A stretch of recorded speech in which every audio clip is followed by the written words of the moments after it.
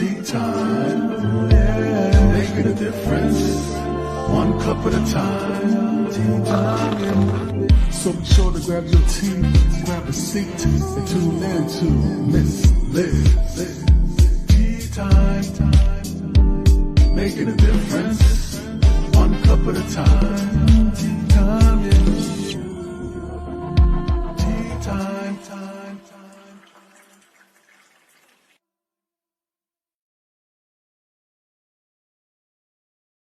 Well, welcome to Tea Time. You know what that means. It is storytelling time and words. That's what we do on this platform. We don't serve a beverage. We serve words and storytelling. And today I have the incredible Frederick Schofield in the house, and we're going to be talking murder, mafia, crimes, all of that good stuff. So get ready because it's going to be a really deep, strong tea today. Before we get started, we're going to get you over to Miss Liz's YouTube channel. Ring that little doorbell so you're notified when these tea times are live, and you can join the live streams with your questions, comments, and support and all that good stuff. If you'd like to stay anonymous, you can also send Miss Liz a private DM message on my Facebook page, and I'll get those questions out to Frederick if they're related to the discussion, of course. So I want to thank everybody for joining Miss Liz. As you know, this is a countdown. Frederick is my number 3. We have 3 tea times left before we wrap up Miss Liz's podcast of 5 long years and amazing seasons. So, and then we'll get you over on the December 19th to the reunion show. If you're able to join us, that'll be live stream.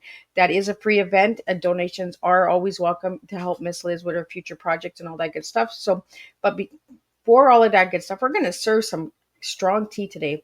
And the tea is tantalizing every audience. That's the tea we're serving tonight on this afternoon with Tea Time, or this evening, wherever you may be tuning in from. So let's get started with disclaimer and bio, and let me get Frederick in here and let's spill some tea on an American Academy Award-winning actress Grace Kelly, and more to come. Disclaimer for Miss Liz's Tea Time live show. Miss Liz myself is going live using StreamYard. Before leaving a comment, please grant StreamYard permission to see your name at StreamYard.com. Please be advised that the content brought forward for any Tea Time show hosted by myself, Miss Liz, is always brought forward in good faith. However, may bring forth dialogues and opinions that are not representative of my platform. The facts and information are perceived to be accurate at the given time of airing. All Tea Time guests and audience participants are responsible for using their good judgment and taking any action that relate to the discussion. The content brought forward may include discussions for some where they may be emotionally at risk. It is significant to note that the show is engaging in discussion forums only to offer and inspire awareness and connection, and is not providing therapeutical advice. If you have any questions about the disclaimer or the panel discussion, you may freely contact me, Miss Liz, through my email at bookingmissliz@gmail.com. Moving forward, should you choose to voluntarily participate in today's show in any aspect, I myself, Miss Liz, welcomes you. And should you decide that the show is not made for you at this time, I respect those wishes and will see you at a later date at a later show in time. And again, there's only 3 tea times left. So if you want to see any of the old tea times, go to Miss Liz's YouTube channel, ring that little doorbell, and it always helps Miss Liz out as well, and my guests. I'm big on connecting and collaborating. So if you want to check that out, do that. So now a little bit on who I have in the house and who's in the back room. Well, I have Frederick Schofield in the back room, and he delivers stories that are deeply personal and inspired by his unique life experience. A Run to Hell draws from his familiar ties to Grace Kelly and his professional connections with the Philadelphia Mafia family. His years as a trial lawyer in Atlantic City inspires the boardwalkers, where he represents many marginalized voices, making him one of the most notable legal advocates in the gambling mecca. Mickey Mecca, I'll get him to say it. Raised in Quada Fate, Schofield embodies the principle of pacifism, yet earns decorations for valor as U.S. Marine. He diverse career, including being an on-air radio host, an executive for the Boy Scouts of America, a college professor, and a trial lawyer. Reviewers raves about his engaging writing styles and the depth of his characters. The press of Atlantic City says Schofield is fun, he's entertaining, and a storyteller. So let me get that storyteller in here and let's spill some tea together. Welcome, Frederick. That was pretty amazing. That was quite good, actually. That's who I am, I guess. I'm a lawyer who had practiced for about 40 years in the Philadelphia area and in the Atlantic City area, which is about 90 miles, well, about 60 miles away, actually, from Philadelphia. And I have stories that come from both towns. And we usually like to start with the story about Grace Kelly, because there's a certain reference point for almost everybody with Grace Kelly. Grace was an Academy Award-winning actress who married the Prince of Monaco to become a princess in real life. And actually, the story that we have with Grace comes from my father, who grew up as a little boy next door to Grace. They were the same age. And the Kelly family and the Schofield family became well connected. We knew, or my father knew, Grace before she became a big name actress, when she was a little girl who used to chase boys twice her size out of her backyard because she had a stick and she could chase them. And the little girl who became a superstar of her day as an actress with what they call star power, which really means a certain sense of sexuality with a girl next to her face, and that was Grace. Grace had quite a career in Hollywood, also on the stage. And in fact, she was headstrong enough that she was able to work out a Hollywood contract that allows her to take time off to do Broadway stage theater. And she did that for a number of years. But as I said, Dad knew Grace. They were grow-up buddies. And when she was murdered, and we'll come to that, a lot of things happened that kicked off in our family, being next door to Grace, or from my father's days. And here's what some of them are, and I find them kind of interesting.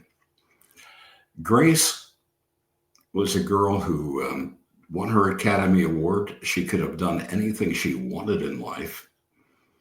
But after she filmed a movie, a great film with Cary Grant called To Catch a Thief, which was filmed in Monaco with Otto Preminger as the director. After she did that, she received a guy into her life who proposed marriage. And the guy just happened to be the Prince of Monaco. It was a wedding announced in Philadelphia by Grace's father. Grace's father grew up as a bricklayer who became humongously wealthy, running the largest construction company in the city. An amazing guy who had an amazing son as well. We'll get to Kel Jr. in a little bit. But the family upbringing, the camaraderie between Grace and my dad as children, and Grace's younger brother, who became a very good friend of my uncle. They attended the same boys' school that I attended in Philadelphia, which is around the corner from Grace's East Falls section of Philadelphia. They all became good friends and dear friends. They stayed in contact. So the story came from them, but not just from them. Because in my practice of law, over 40 years in the Philadelphia area and the Atlantic City area, I came into contact with other people, including people that were associates or connected with the Philadelphia crime family. Now, let me tell you about the Philadelphia Mafia family. The Philadelphia Mafia family was violent even by Mafia standards, and it was known for that.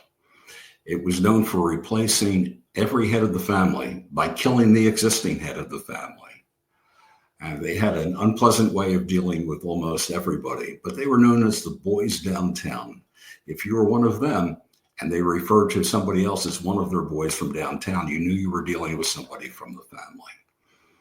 I came into contact with them, representing them in my law practice. It was not unusual for people in my family to be involved with that kind of stuff. My great-grandfather, Anderson B. Schofield, was in his day, at the apex of his career, he was also the director of the police department and the director of the fire department at the same time that he ran a criminal law practice, which meant if you had a criminal problem, you went to my great-grandpa. He straightened out everything. He was the best. And in fact, when we get to Atlantic City, remind me to tell you about the lawyer I would have represent me if I had ever gotten into trouble. It was Grandpa? Grandpa was pretty good. Great-grandpa was pretty terrific. And I come from a long line of lawyers and alcoholics. I was a lawyer.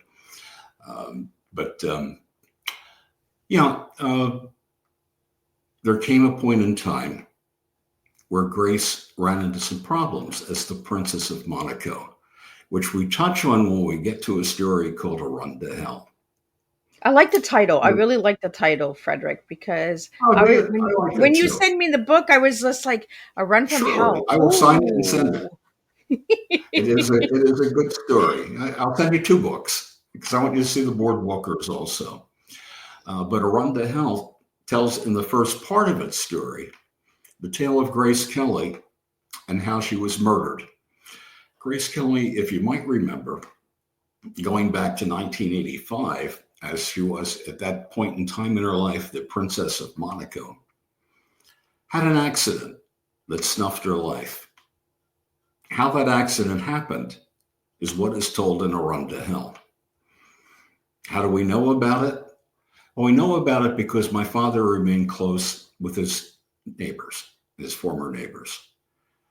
Jack Kelly Jr., who was Grace's brother, happened to be an Olympic medal winner in sculling, rowing down the river. And he was also the president of the U.S. Olympic Committee at the time that he was murdered as well. Jack investigated Grace's death, along with his former brother-in-law, Eugene, who came into the picture because he happened to be able to do things like investigate. But Jack and Eugene both died by murder on Philadelphia streets. And if you pick up the book A Run to Hell, you'll see the newspaper articles that document the death. They both died on Philadelphia streets, 6 hours and 6 blocks apart. Isn't that odd? Do you find that odd, or do you find there's a connection to everything? All the connecting the dots, right? Yeah, at the time, the Philadelphia Press said it's a remarkable coincidence. The 2 perfectly healthy middle-aged men died apparently of heart conditions or something close to it. The cause of death for Jack was never announced and was declared as being unknown in the newspapers. And we have the newspaper printing to the newspaper articles in the book A Run to Hell by Frederick Schofield. And the story, the first part of that story takes off from there. Now there's a second part of that story, which deals with a totally different subject, but the same main characters. You follow in A Run to Hell a trial lawyer who comes along much like me, and an immigrant from Panama who becomes an FBI special agent. And they work through a second problem in part 2 of the book.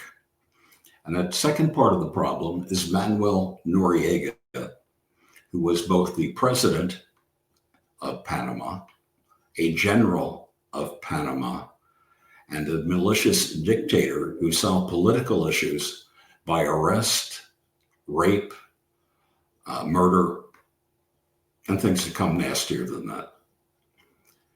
I know a lot about that story because my mentor in the criminal law was a fellow by the name of Raymond J. Takeoff. And Raymond represented Manuel Noriega when he was arrested in Panama by the United States Armed Forces.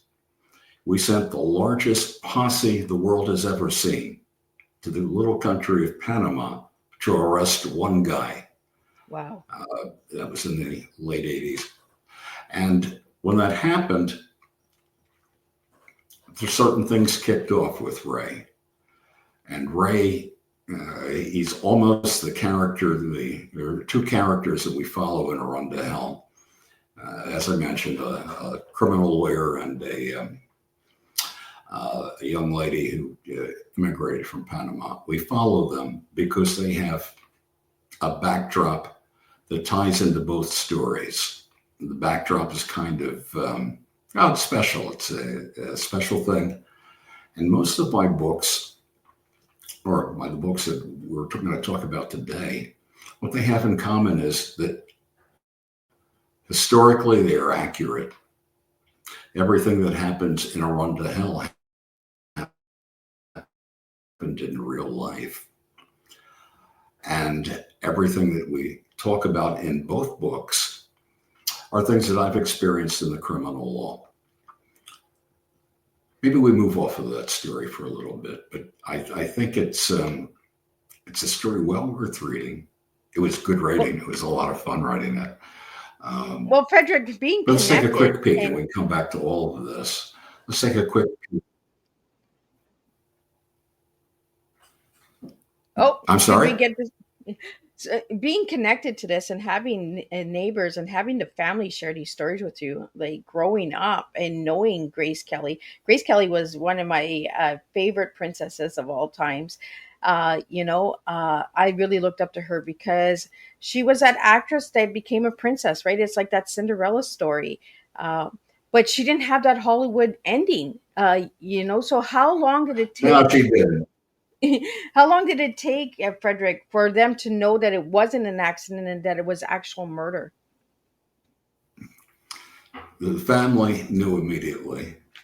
Grace got tied up in some things, and it was also connected to Philadelphia. And it comes through two mafia families, the family in Nice in France and the family in Philadelphia, which worked together. Why might they work together? An interesting thing, why might they work against Grace? You have to remember that the country, Monaco, is no bigger than Central Park in New York. Really? The country has no army, and its police force is on loan from France. So there is no real police force there. There's not a whole lot protecting the monarchy. The monarchy exists because a bunch of pirates took over the country about 300 years ago.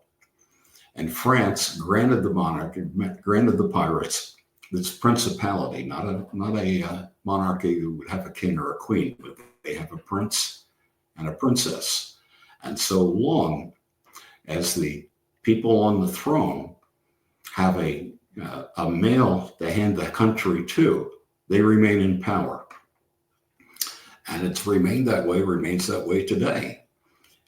In fact, I know one of Grace's son bought a house next door to Grace's house in Philadelphia to set up as a location for one of his charitable organizations, because the little country of France, as small as it is, as small as Central Park, or rather, is. As small as it is a great place to live if you can afford to move in, because there are no taxes. Oh. They have something there that pays the country's budget, and it's called the casino in Monaco. It is a very valuable asset. It makes a ton of money, and it brings in people. One of the reasons that Grace married the prince was that the casino was having a problem with its draw. It was kind of dwindling. And the Prince of Monaco, Rainier, needed a way to light it up and bring in the stars and bring in the glitter and bring in all the glitz that you'll see in the casinos. I'll talk to you more about that when we go to Atlantic City. So he married a princess who brought in a whole of Hollywood pals to enjoy the place. They were able to put some glitter back into it, which all casinos have. And she did so good a job at that the place became a very valuable asset. And that's all I'm going to say about it. What happened with Grace and how she died and who might be involved. I know exactly who was involved, the book tells you. But we got to sell books. So we Yeah. we live You got to there. go out and grab a book, guys. You got to check it out. You know, when you send me the Um, books, Frederick, I was like, oh, this sounds like something I want to read. you know, but I really like the title, a run to hell. You know, because I we have was two like, characters that actually run through it. It's a good thing to run to hell. It's a tougher thing to run away. yeah, That's what happens to these two characters. And both and of them have their own motivations. Jamie, the immigrant who becomes an FBI agent, has a background with General Noriega's nemesis in real life, Hugo Spadafora, who was a physician and revolutionary.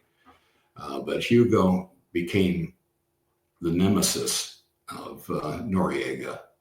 And there are things that happen in there, and although Noriega may have seemed to take the upper hand at one point of Hugo, even after he was placed in prison, Hugo Spadafora's ghost chased Noriega through his dreams. And Noriega was an interesting guy. He was started out as poor as you can be in life. His father deserted his mother. His mother raised him till he was about 5 and then kind of dumped him. He had no one supporting him. But he found out that he had a stepbrother that he didn't even know about. But the stepbrother had a political position that allowed Noriega to go to a military academy and complete his education. And while he was in a military academy, he became an agent of the CIA. Now, it's tough to figure out what a kid in a military academy could tell the CIA, but they groomed him. They sent him off to Fort Golic, which is an army base in Panama, for training. And he became one of our assets in Central America at a point in time when Cuba was becoming communist. We were seeing all kinds of uprisings that seemed to threaten American interests between Castro and what else was going on in Latin America at the time. But we had our friend. We had Noriega, a little boy who grew up poorer than any of us, who came to have more wealth than any of us. At the time of his death, he had a net worth that was just humongous. He owned 7 estates, France, his country, around the globe. But it was all through his drug dealings. He became a partner to Pablo Escobar, who headed the Medellin drug cartel. And they shipped mountains of cocaine through the Panama Canal, and it created a fortune for Noriega. So much of a fortune and so much of a problem that the United States decided that they had to take him out. And that's what we did. We took out the guy who was shipping cocaine into the United States. If only we could figure out a way to do that for people that are shipping drugs into the United States today. But that line of drug trafficking died at the time that Noriega was taken away from the control of the Panama Canal. That was an interesting thing, actually. We didn't want to give up the Panama Canal. The French dug the hole. They started. They got malaria. They couldn't finish it. So the Americans came in, and we built the Panama Canal, and we owned it under a treaty for 100 years. And Ronald Reagan was famous by saying, "We'll never give it up. We built it, we paid for it, and we're going to keep it." But we had a treaty, so we gave it back to him anyway. We gave it back fair and square, and we lost our canal because basically what happened was, when you look at it, we built the canal. Perhaps we had a claim to the canal, but they owned the ground underneath it. So we gave it back to the Panamanians, who are very proud of that even to today. And some of the characters in the story, when you get to part 2, you get past the Grace Kelly story, you get into the story of Manuel Noriega. They show their nationalistic pride and the way they felt about that transaction happening. They're good people down there. It's a place where there are a lot of American expatriates, particularly military people who may have served there before we gave up the canal and continued to live there afterwards. But interesting tale. And my My friend Ray Takeoff, who was involved in defending Manuel Noriega. It was an interesting guy. I grew up in an office, legally, I grew up in an office next door to his, and he taught me how to practice the criminal law. He taught me how to bill. That was the most important thing. He taught me that right off. I had no idea he had to do that, but he taught me how to bill. And he also taught me other things. I remember he sent me off for my first case as a young lawyer. I was practicing law maybe 4 to 6 months. He sent me off to try a case in front of a jury. And I really had no idea what to do. Ray gave me a file at 4:30 in the afternoon and said, I cannot appear in front of this judge again. He hates me. You try this case. And I took the file and I opened the file, and it had the charge sheet and it had a billing statement. And that was the file. And I won that case. I felt very good about that. It was in Montgomery County, Pennsylvania. I had a juror, though, that landed up on the case. That was in my neighborhood as I grew up. And a woman named Mrs. Steiger asked as we selected the jury, are you little Freddie Schofield that I used to babysit for? And I said, yes, Mrs. Steiger, how are you? She stayed on the jury. I think she helped. Did well. I have no idea why she wasn't stricken. And when the case was done, the judge called me forward and said, beginner's luck, Mr. Schofield. Because I told the jury, as Ray told me, the only advice he gave me was, every time you get a chance to say it, you say to the jury, I hope you will forgive me if I make any mistakes, because this is the first time I've ever done this. And I must have said it 30 times. Well, it was a good line to use, right? Oh, it's perfect. It was perfect. But Ray was a brilliant thinker, and he never had notes in his files. He kept it in his brain, and he was just kind of lucky that I was able to pull it off, not having much more than a charge sheet. But yeah. But let's run to. Can we run to Atlantic City? We'll jump into Atlantic City in a few seconds. We have a couple questions that came in that I would like to get them out to you, Frederick. So what got you into the writing of these types of thriller stories? I'm sorry? What got you into the writing field of thriller stories? Well, I've always liked to tell stories. That's what I've been good at. And the stories were out there. If you're a writer and you're looking for a story, the stories are out there. You just have to sniff them out. That's all. Oh, you got to sniff, right? And then what you do is, here's how I did this. And maybe this is all wrong, but this is how I did this. I would know where the story I was going to probably go, but you have to have characters, and the characters have to draw interest. So what you do is this. You determine who your characters might be, and then you spend time before you even write the story writing out their life histories, a life history for every character in the book. And that's what I did. I had notes all over my house, laying in neat piles with names on them. And when I came to a character, I would go to my notes and see what might they do in the situation. And I think that's a good way to get started with a book. I think that's a good way to write a book. And I think if you can, have some sense for the English language, which helps if you're writing in English. I think you can just pull it all together. It's easier than you think. It really is. And I have to tell you, I loved every character who was in my books. When they died, I felt sad. When they lived, I felt good. The next question I have for you, Frederick, is what is the number one case that really impacted your life? The number one what? Law case that you've had in your lifetime. No, I represented, I have two of them that come to mind. I represented a former colonel in the army of the Shah of Iran. Okay. He had escaped when the Shah was deposed and came to New Jersey, of all places, where he worked on an army base, and he was known as Dr. Malpractice. But he continued to work. Oh, And Dr. Katami, in an office, we called him the Ayatollah Dr. Ola. But the physician worked in New Jersey at Fort Dix.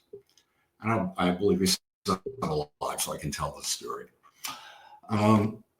He had a problem with his car. The car was in his driveway, and he pulled it off to go to the Fort Dix Army base on the street, and the car shifted by itself. There was an icy day, and he got out of the car and he took off some ice from his window and jumped back into the car. But before he could get all the way in, the car shifted itself from neutral into drive, and then drove him across his lawn and crashed into his house with him dragging behind the car with his foot stuck inside the where you would have the brake and the gas pedal. And he had some serious injuries. And that was the case, I guess it was in the 1980s. And the highest General Motors was willing to put on the case was $50,000, and we took it to trial. We got a verdict that was big enough that the thing was written up in lawyer reviews at the time. And we got the case despite the doctor, because after the case was over, and this was in the federal district court in Trenton, New Jersey, the judge said, "Counselors, would you mind if we survey the jury to find out how they came to their verdict?" Which was so happy for me. I didn't care what they asked the jury. So they were asked, and they said, the judge asked, "Did you like defense counsel?" They liked defense counsel. "Did you like plaintiff's counsel?" That was my guy. "Oh, yes, we like plaintiff's counsel." "Did you like the doctor's wife who testified?" "Did you like the doctor?" They all said they hated him, but they liked his wife, and they liked me so much that we won a lot of money, and I felt very good about that. Well, thank God they like somebody, right? Being liked is nice. You don't go wrong when you're liked. And let's see. In the second half of my practice, I try to, in case it sounds horrible until you get into it. I had someone come to me who was accused of raping his daughter. Now, the girl was 21 at the time she reported it to the police, and she was 19, not quite 20 at the time of the alleged rape. And she had talked to her father on the telephone and said to him, "Dad, didn't you hear me say no?" And my guy said, "Well, I was pretty drunk at the time." And the conversation was being recorded by the district attorney's office in Bucks County, Pennsylvania, which is right outside of Philadelphia. Bucks County is a place we heard a lot about during the last election, and neighborhood that used to be, our county that used to be mostly Republican, and shifted over to the Democratic side, but came back to the Republicans. And they were on the news a bunch. But I took the case because the guy was compelling in saying, this isn't what really happened. And as it turned out, I was able to get my hands on records, medical records, and hired a medical expert who was a board certified psychiatrist handling drug addiction, alcohol addiction, and sexual addiction. And he pulled the case apart for us. And she admitted on the witness stand, after we confronted her with some of her background, that she had been a prostitute, but only for NBA players, National Basketball Association players. And she admitted to a number of things that had happened in her life. In a group session, because we had the records, we were able to pull this out. But in a group session for psychiatry in a mental health ward, she had taken all her clothes off and stripped, and then she did the same thing for a healthcare provider. I forget whether it was a psychologist or a psychiatrist. And she had issues, and those issues came to light. And even though the prosecutor in the case, a very nice woman, I liked her a bunch. I just thought she was well, kind of a turd burger for doing this case. They played that video, or audio rather, the audio tape of him saying, I was pretty drunk at the time, about 30 times. And I was able to turn that case around, not just because of the facts, but you have to figure out who you want your jury to be. Yeah. You have a whole slew of people. And usually who would you want on a jury if you were prosecuting a rape case? Well, you probably want some women on that jury. So I let them put all women on the jury. Because there is one thing that women hate more than a rapist, and it's a whore. And although you're not supposed to do it, they tell you not to do it in law school. I tried a prostitution case rather than a rape case. And the jury saw through something that had happened that was not a rape. And there were some problems with the story, and I think the mental health issue kind of tossed it up. I felt good about that because he was a guy, the best offer on the case was we'll let him do 15 years, or you can argue, but we're going to ask for 20 years on an aggravated rape case because that's what the charges add up to. And I said, no, we'll try the case. So we tried it. And I owe it to a great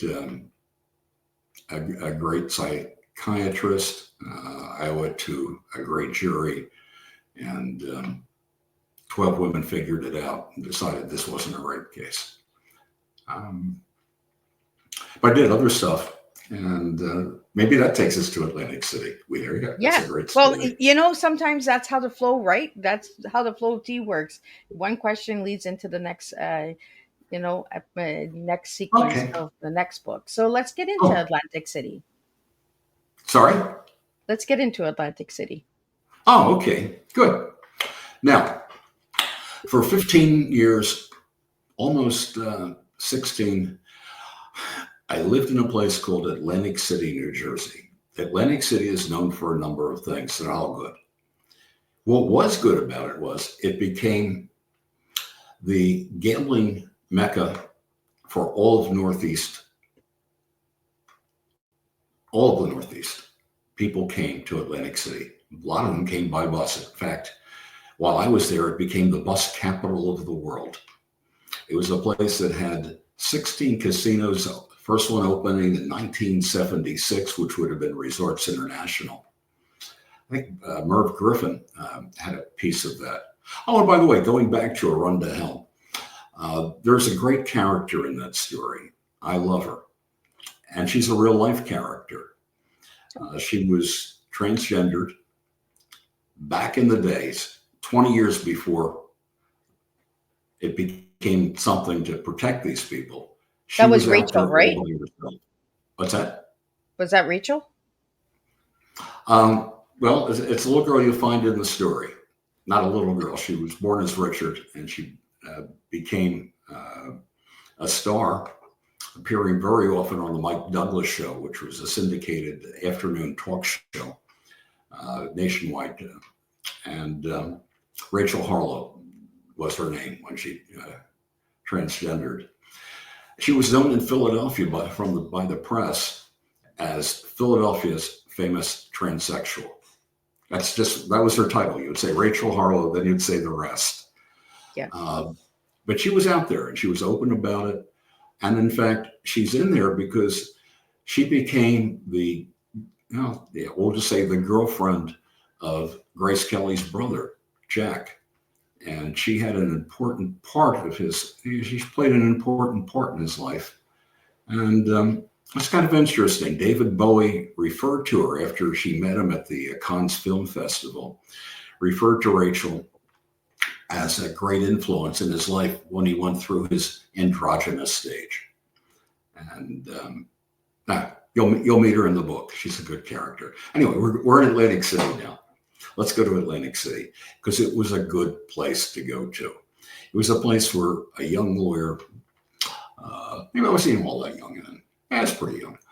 It was a place where a lawyer could make a lot of money if you could find clients. And if you try cases and you win them, you find clients. And although it was a general practice, civil and criminal cases, I became known as the lawyer who represented more sex workers in Atlantic City than any other lawyer, which meant I represented more hookers than any lawyer in the world. Wow. And during that period of time, well, I would Atlantic City even had a court that the judges, the prosecutors, and the defense lawyers all called the whore court. Oh, wow. It met every other Friday, and they would start at noontime, and they would finish up with whatever the last case was at midnight. And they didn't regard it as a problem. Prostitution in Atlantic City was regarded as something that we should do something about, but we shouldn't do too much, because one of the things people come for to Atlantic City and spend their money is that line of entertainment. And the city itself kind of had a feeling that maybe we look hard at this and maybe we don't. But I tried those cases. And in fact, when most lawyers would go in once a month with a client who would be in that courtroom, I was in there every session with 4 to 6 clients. And I became good at it because I knew there are only 3 defenses really to this. All you have to do to prove a case of prostitution is establish somebody offered sex for cash. That's all you have to prove. Those are the only elements. Did she offer you sex? Did she ask for cash? Did he offer you sex? Did he ask for cash? That's the offense. And the vice cops all knew that was all they had to do, was say somebody offered them sex for cash. But I knew, besides the 3 generally recognized offenses to that, I knew about 30 more. So I called up my sister one day. Now, my sister is a lawyer in Honolulu. And what happened at the time was that we had people working as sex workers in Atlantic City, but it would become too hot for them to work there, which meant the vice cops recognized them on site. So they would move to the next town. The next town was Vegas. And when the same thing happened there, they moved to Honolulu, where my sister practiced. So I called up Wendy and said, this is really easy. You have no idea how easy this is. There's only 3 defenses to this crime, and I know 30. I will tell you, you get the clients, I'll refer my clients to you, because they're bound to end up in trouble, because they end up in trouble everywhere. And Wendy said, all right, I'll do this. And then one day I got a call from one of a young lady who said, oh, Mr. Schofield, we can't go to your sister anymore. She's trying to cure us all. And I had to call her up. I went crazy. I went absolutely crazy, because I'm screaming, are you out of your mind? We're lawyers. We don't cure the clients. You don't want to see your niece and nephew go to college. So anyway, we had that conversation. And Wendy was no longer on the list of referral lawyers. But I did more than that down there. And there is a story that comes from Atlantic City. It's a great one. When the book was first published, I had an ex-wife call me up and complain, you killed me on the first page. And I said, well, it's a good thing sometimes. He didn't die till the second page. And there's a story. It's my favorite story. It's a whodunit, a mafia whodunit. It's a 70-year story. You meet a mafia character who has a heart of gold, who only knows how to murder. You'll meet a lawyer who's charged with a gruesome murder of his wife, and a female prosecutor known as the mistress of major crimes, who only knows how to prosecute till there's nothing left to prosecute. And great 70-year story. It's a good one to start with, because some of the characters float through both stories. The Boardwalkers, which is set in Atlantic City, and the other story. And it's usually best to start out with the Boardwalkers, because that's how you meet the characters that flow through. So we got to get the Boardwalkers first before we get the Run to Hell. Yeah, I would recommend that. It's a good story. It's a great whodunit, and well, I kind of like that flow anyway, Frederick, right? Because you're on the boardwalks, and then you're running for hell. That's right. Wear your flip flops, hit the boards, and don't wear your flip flops because you're going to flop. And let me tell you why it was a great place to live. I had neighbors who were casino workers, I moved down to the Brigantine, which is a little island just north of Atlantic City, connected by a bridge, where we had virtually no crime because you had to go back across the bridge after you committed your crime, and everybody's afraid they closed the bridge down. That's the first thing the police did when a crime was committed. They closed the bridge down. So there's very little crime on our island. But then there was Atlantic City. And I think some of the people I met there who lived in Brigantine, you had everything there from casino dealers to casino presidents. The presidents all lived on the beach. The rest of them lived off the beach. But I had a good friend there, Bucky Howard. Bucky was the president of 3 of Donald Trump's hotels. While he was the president of the Trump Marina Casino, he had an argument with Donald's then wife, Ivana, and he got fired for having the argument. He was president of the casino at that time, making a little over $1 million a year, which is good money back in the 80s. And he got fired. And I said, Bucky, why would you have an argument with Donald's wife? What was it over? He said, I didn't like the way she was decorating the lobby area. It was too garish. And I said, do you know of anything more garish than the lobby area of a casino? Are you out of your mind? And Bucky sat at home. He sat at home for 6 months because there aren't a whole lot of president jobs he could move into.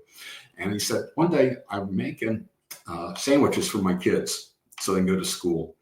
And I'm in my kitchen making peanut butter and jelly and some bologna, and I'm throwing it all together. And one of the biggest limos I ever saw pulled up to my front door. This guy jumps out of the casino and runs up to my door, and I'm watching him because I can see right from where I'm making the sandwiches. And he said, and it was Donald Trump. And Donald said, I need you to be president of the Taj Mahal. I'm going to open that thing soon. I don't care what my wife says about you. So my guy Bucky moved into the Taj and made the lobby just like he liked it. Wow. They were good people, most of them. Yeah. So, Frederick, how did you go from this big lawyer with all these mafia families and all of that to the, what do you have here? The American Boy Scouts, like Boy Scouts to mafia. Oh, I started with them. You know, that was a great job. I did that. I went in the Marine Corps after high school. I took a little bit of college, decided this is not for me. This is not exactly not what I want to do. It's not my cup of tea. Marine Corps to kill commies for Christ, I guess. I went to Vietnam as a Marine. And when I came back, finished college. I was out of college in 3 years. And I was going to go to law school. I figured that's what I wanted to do. The family had all done that. Why not do it too? It seemed like a good way to make money. And anyway, I needed to put together some money to go to law school. So I worked for actually, that wasn't my first job, though. My first job was with a radio station. I was the voice of WSPK-FM, the sound of good music in Poughkeepsie, which got on my resume as broadcasting in New York, Poughkeepsie, New York. But I did that for 2 months, hated it, and somebody offered me a job doing public relations for the Boy Scouts, and that was a lot of fun. And I look good in uniform, so they put me back in uniform as a Boy Scout, and I raised money for it, mostly fundraising and some boy racing. Well, I personally like a man in a uniform and in suits. I think it's key. Yeah, it was a good thing. And then I went to law school. Started in Stetson Law in St. Petersburg, Florida. And I used to come back to catch my old buddies. I came back to see who got bald, who got fat, and who married ugly women. And my friends did all three. But some of them made a lot of money, and I guess they were happy for that. And I actually finished up in New York. I graduated from New York Law School in Manhattan. So I have my team. You said something in the middle of our conversation, in the middle of the show. You said that you were born in an office. I could see that because your grandfather, your great grandfather, you guys were all lawyers. So how was that as a kid? Well, not all. My grandfather, my maternal grandfather argued a case in the Supreme Court of the United States for the Pennsylvania Railroad. My maternal grandfather, he has the best war story I've ever heard. I'll share it with you. He was a physician, a urologist, and graduated college and med school from the University of Pennsylvania. Had a very nice practice. But then the Japanese bombed Pearl Harbor, and it really pissed him off. And it made him so mad that he had to do something about it. And you have to understand, my family, we're all Quakers. Quakers are all pacifists. How I got in the Marine Corps is a whole nother story. But and that's because my grandpop's influence. He was a big influence. But Grandpop Duck, the day after Pearl Harbor, signed up to join the Navy. And what they did with him was say, well, you're a medical doctor. We don't care that you're a urologist. You're going to become a general surgeon, and we're going to put you on on a hospital ship, and you'll follow the Marines around the Pacific. So he does that. And one day, a senior officer comes in to see him and says, he was also a Fred. They don't know how to name anybody in my family except by Fred. And they said, Fred, the senior officer says, we have somebody you have to see tomorrow. And it's because you're the only board certified urologist in this area of operation, but you can't say anything to anybody about who he is or what he has. And the guy came in, and my grandpa treated him, and the guy was Bob Hope, and my grandpa treated him for the clap. And for 15 years after that, we got Christmas cards from Mr. and Mrs. Bob Hope. And anyway, my grandpa was my influence, and he was one of the reasons I went in the military. I'm an old soul. Like when you're mentioning all these people, Grace Kelly, Cary Grant, Bob Hope, I'm just like, oh my God, I'm so in my zone. I only know Bob Hope from the Christmas cards. I was a little kid when he came back from the war. Oh, come on. You never watched any of Hope's comedy relief shows and all that? The Bob Hope movies? I love the road movies. The road movies were terrific. Most of them were pretty mediocre. You won't see much of them today, but I loved them at the time. Yeah. I love the old shows because I found that they were more realistic, more authentic. I'm going through that with all the Christmas movies now. Started out in the house with, of course, It's a Wonderful Life. And we've already seen Chevy Chase do Christmas Vacation. My very favorite from 1948 with David Niven and Cary Grant. Who was the lead in this? The Bishop's Wife. Great Christmas movie. If you haven't seen that, see The Bishop's Wife. Yeah, I'm trying to think now. You got my brains working here. Frederick, I want to talk to you about your tea. Right, because your life in that. Oh, yes. I want to talk to you about your tea because the tea that you gave me was tantalizing every audience. I love the word tantalizing. Tell me why you gave me that word. Well, don't take it personally. No, I don't think it happens that personally. I love it. I love those kind of things. My viewers and listeners know Miss Liz has a little dark side.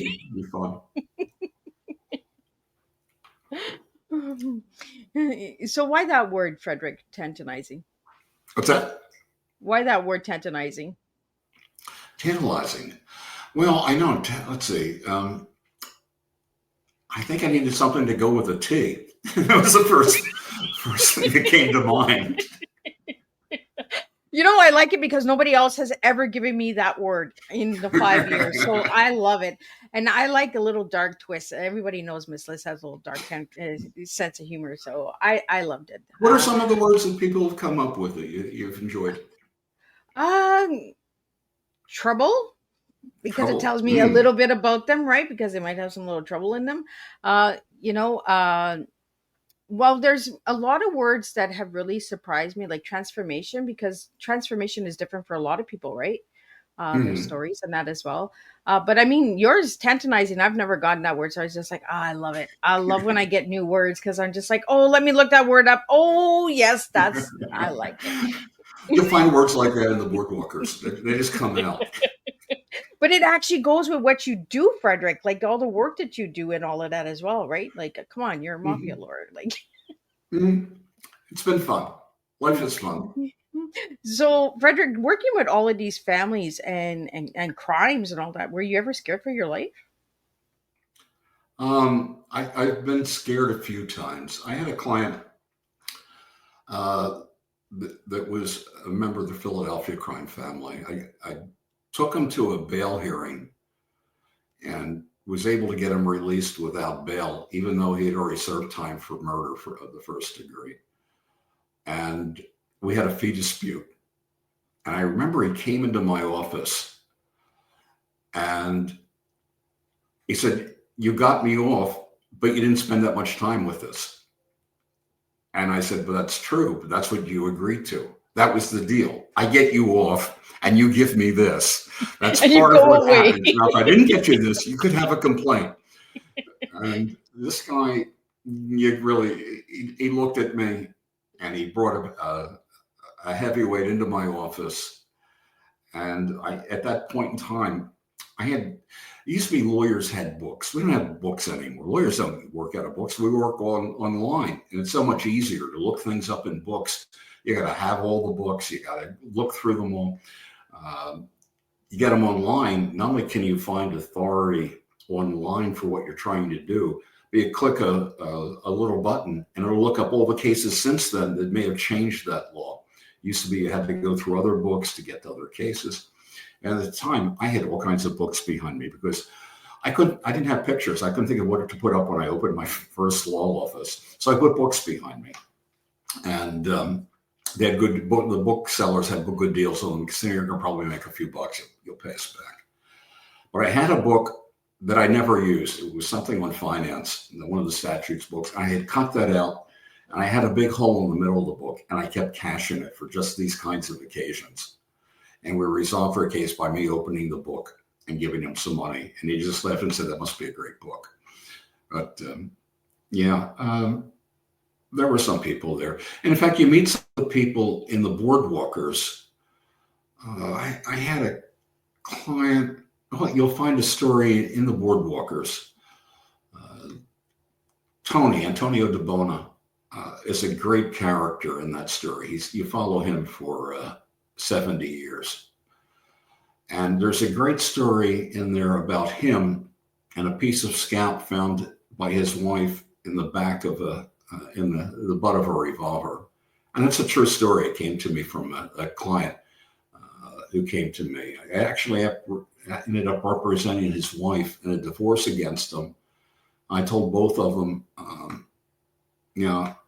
I can't represent the wife because you might kill me. And frankly, I'm not interested in being killed over a divorce case.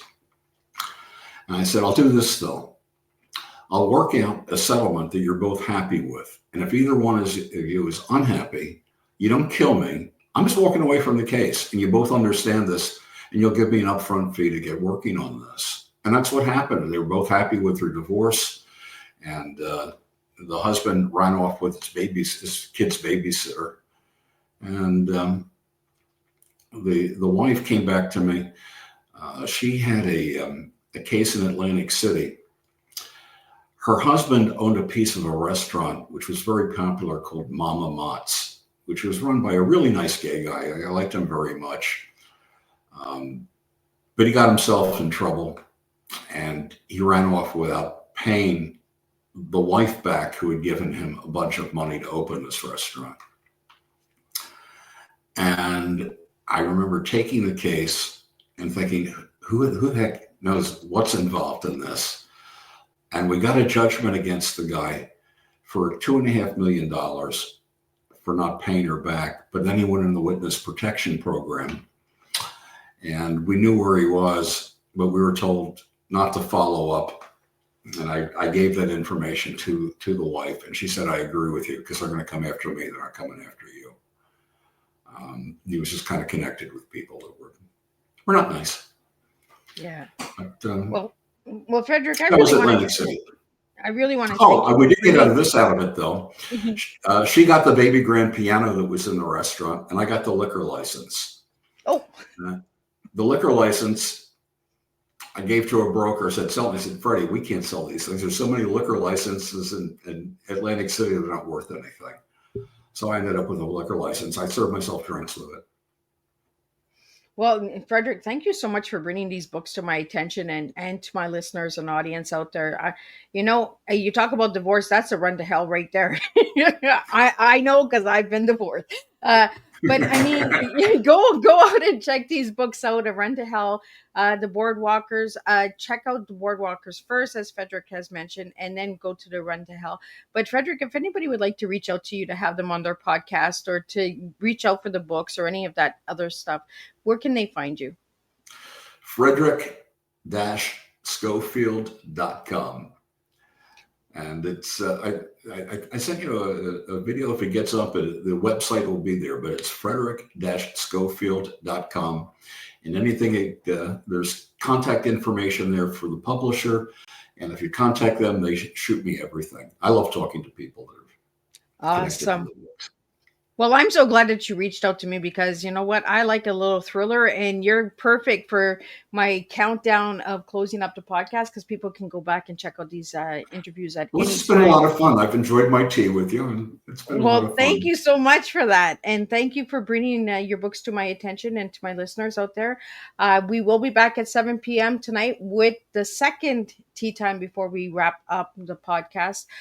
So we'll be having Michael Higson coming in. He's a 9/11 survivor. He was born blind, and he's going to be sharing his story about um, his story with the dog, his dog that helped him, called Thunderdog, and we're going to be talking about that story. And then on tomorrow is the last tea time of 5 seasons, 5 years. We're wrapping it up with two amazing ladies from Canada, from that wrote the book The Canvas of Life, and we're going to wrap it all up and bring all of these tea times together as a big masterpiece of life and the story of Miss Liz and all the incredible tea time guests that I've had. So until then, stay tuned, keep serving your teas, and we will make a difference with conversation, storytelling, and words, and keep being you. And again, Frederick, thank you for joining me. Thank you to the audience. Thank you for the questions that came in. I appreciate you guys all. I will see you guys at 7 p.m. with Michael Higson. I'll see you then.